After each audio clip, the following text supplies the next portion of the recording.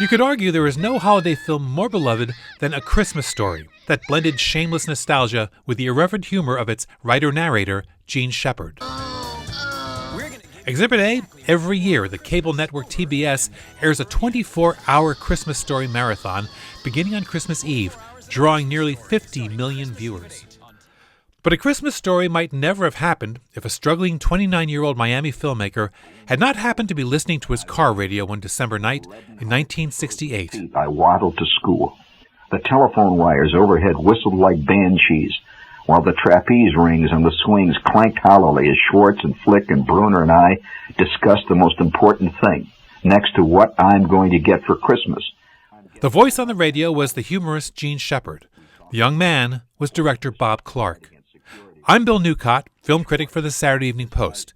In a 2006 radio interview, Clark told me about that fateful subtropical night when Christmas lights were swaying from the palm trees, desperate parents were jamming the roads in search of light brights and spirographs, and the airwaves were singing with the melodious voice of Shepard, the legendary author and late-night radio host, who in those days was a cult favorite, spinning yarns every night from the studios of WOR in New York City. And so time went on, and more it began to look like I was not going to get my BB gun.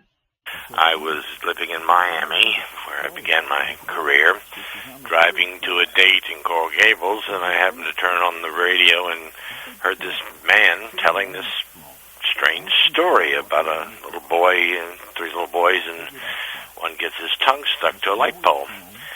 And I was utterly fascinated, so I said, well, I'll go around the block. I got to hear the end of the story. Well, Gene took about 40 minutes to tell that story, and I picked up a very irate date, quite late, but I determined at that time I would find out who Gene Shepard was, and I was going to make a movie of him. Now, in 1968, Bob Clark had made exactly one feature film, a cheapo exploitation movie called She-Man, about a soldier forced to take estrogen and wear lingerie. Still, for reasons known perhaps only to Shepard, the famous writer agreed to collaborate with this unknown director. Gene was a very, I wouldn't call him temperamental, I wouldn't call him difficult, but he was cantankerous in his own way.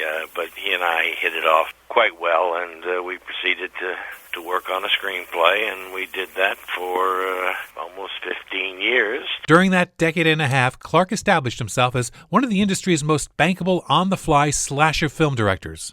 And every time I would make a movie, I would try to get people to take a Christmas Story seriously, but they wouldn't. Even when I did Murder by Decree, which was quite an artistic success, and Tribute, which Jack Lemmon got an Academy Award nomination for, no dice. It wasn't until I did Porky.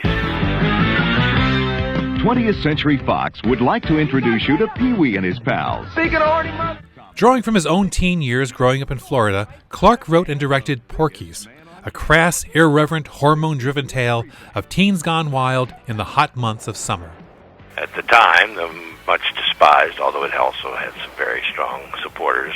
It was a serious movie. It was a movie with a strong anti-Semitic theme, a strong anti-racist theme. It was also about our growing up, and I collected these stories about our sexual coming of age and told them honestly. And it's ironic that it took that success. Because of that and the power I gained from it, I said, I'm not working until I get this movie done. They finally said, we'll have to let the idiot do it. Boy, the locker room. Oh, it turned me on. You'll shoot your eye out, kid. You'll shoot your eye out! You'll shoot your eye out! In virtually every home in America, at one time or another, someone will quote a scene from A Christmas Story. In fact, it's hard to name any other movie with so many indelible moments. It's easy to chalk that up to the imagination of Shepard, who drew from his seemingly bottomless reservoir of memorable autobiographical short stories. Oh, you should see what it looks like from out here! But there's no denying that a lot of the credit goes to Clark, a master of the exploitation film who miraculously found just the right, gentle touch to bring out the best in his young, inexperienced cast. Clark directed a sequel to A Christmas Story, and at the time of our interview, he was preparing to remake one of his very earliest slasher films, Children Shouldn't Play with Dead Things. Yeah, it's caught on.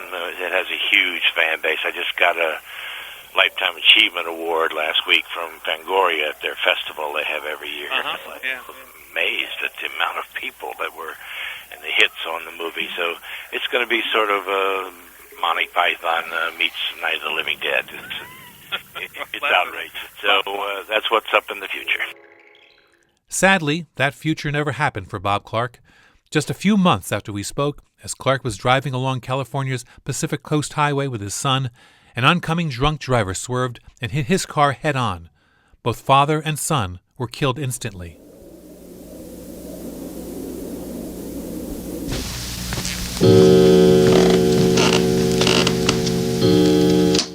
Now, like friendly spirits of Christmas past, Bob Clark and Jean Shepherd return each holiday season, offering once again a story steeped in memory and that, in turn, enlivens memories in everyone who's ever wished for that special present, lived in fear of that inscrutable teacher, or sat in a darkened front room, comfy in the warming glow of a Christmas tree, marveling at the ballet of snowflakes pirouetting gloriously beyond the big picture window. I'm Bill Newcott.